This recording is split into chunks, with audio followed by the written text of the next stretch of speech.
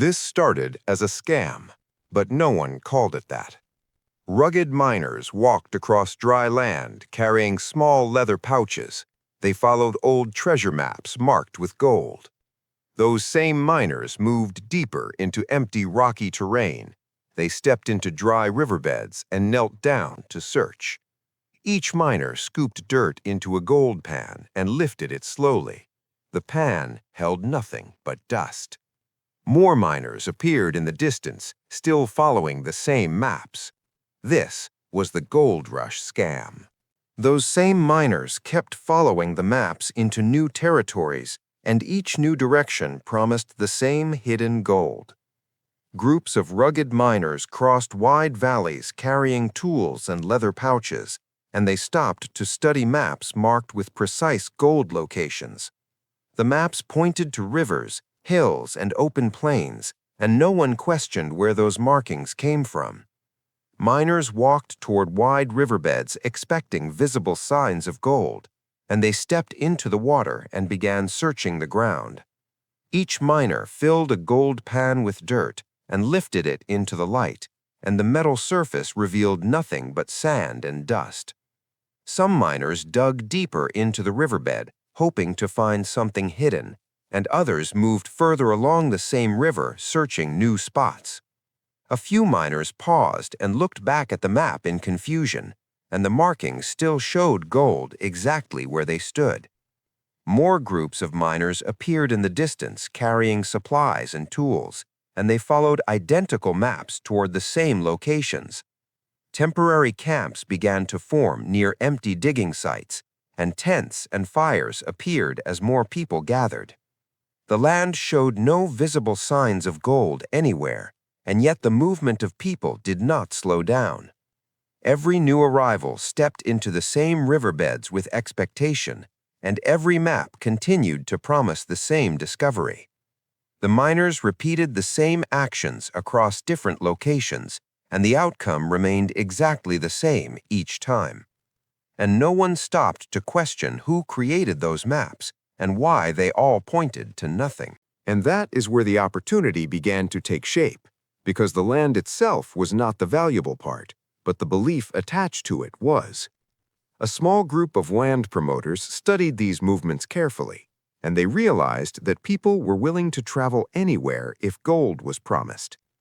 Those promoters began drawing maps filled with precise gold markings, placing rivers, hills, and locations exactly where people expected to find wealth. The maps looked detailed and convincing, and they carried just enough accuracy to feel real while hiding the truth completely. Promoters gathered groups of investors around tables, showing them these maps and explaining how entire regions were filled with untapped gold. Money began to move before any gold was ever found, and investors handed over funds based purely on what they were shown. Those same maps were copied and distributed across towns, and each version told the same story of hidden wealth waiting to be discovered. More people began buying into the promise, packing their belongings and preparing to travel toward these marked locations. The promoters never needed to prove anything physically, and the maps themselves became the only form of evidence people trusted. As more money flowed into the system, the scale of the operation increased, and new locations were added without verification. Entire regions were sold as future gold fields, and people invested not in land, but in the idea that gold existed there. The system no longer depended on discovery, because belief alone was enough to keep it moving forward. And the more people who believed the maps, the harder it became to question who created them. By this point, the system did not depend on gold being found, because the maps themselves had become the product people were buying. Promoters sat at tables presenting these maps to investors, and they explained that entire regions were filled with undiscovered deposits. Each map showed specific locations where gold was supposedly hidden, and those markings created the illusion of certainty. Investors studied the maps carefully and handed over money, believing they were securing access to valuable land. The promoters never needed to visit those locations themselves, and they never needed to verify whether gold existed at all. Instead, they relied on the movement of people to validate the claim, and each new group of miners made the system look more real. As miners continued arriving and searching the same empty areas, their presence became proof that something valuable must exist there. The more people gathered in one place, the stronger the belief became, and doubt slowly disappeared. Money continued to flow into land purchases and map sales, and the system expanded without producing any actual gold.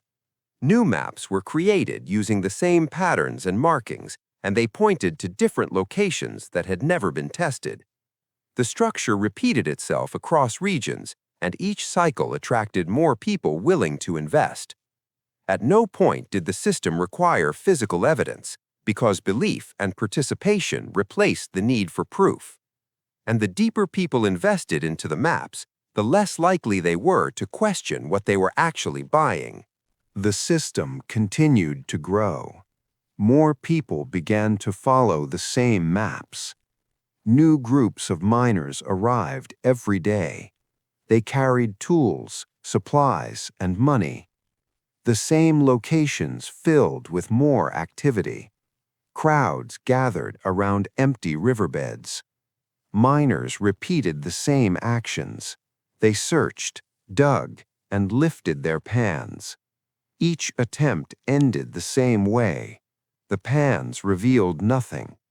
Still, the movement did not slow down. More people kept arriving. Temporary camps expanded into large settlements. Rows of tents appeared across the land. Traders began selling tools and supplies. Prices increased as demand grew. Land around these locations became more valuable. People began buying and selling plots rapidly. Money moved faster than ever before. Transactions happened without verification. The presence of crowds created confidence. People trusted what others were doing. No one wanted to be left behind. The fear of missing out replaced caution. The system was no longer small.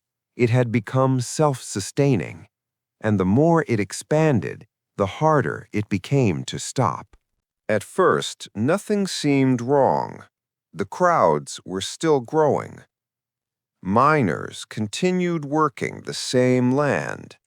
They repeated the same actions every day. But the results never changed. The ground remained empty. Some miners began to notice the pattern. They compared their findings with others. Every location told the same story. There was no gold anywhere. A few miners returned to the maps. They studied the markings more carefully. The same symbols appeared across different regions. The same promises were repeated again and again. Some began to question where the information came from. Others ignored the doubt and continued searching. Investors started asking about returns. They expected proof of success. But no one could show any results. There was nothing to present. Still, the system continued to move forward. New people kept arriving with the same expectations. Those who had already invested could not leave. They had committed too much to walk away. The belief remained in place, even as the evidence began to disappear, and the first cracks in the system became impossible to ignore. The collapse did not happen all at once. It began with small moments of realization. Some miners stopped digging. They stood still and looked at the empty ground. Others began leaving the camps. They packed what little they had left.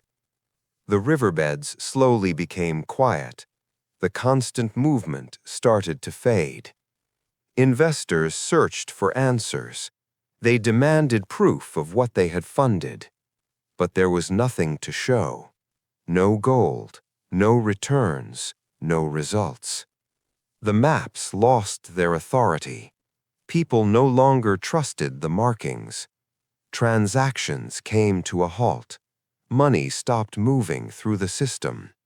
Traders closed their stalls. Supplies were no longer being sold. The settlements began to break apart. Tents were abandoned across the land. Those who stayed behind faced the truth. They had invested in something that never existed.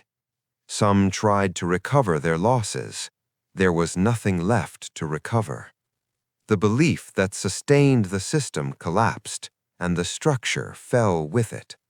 What once looked like opportunity revealed itself completely. There had never been any gold at all.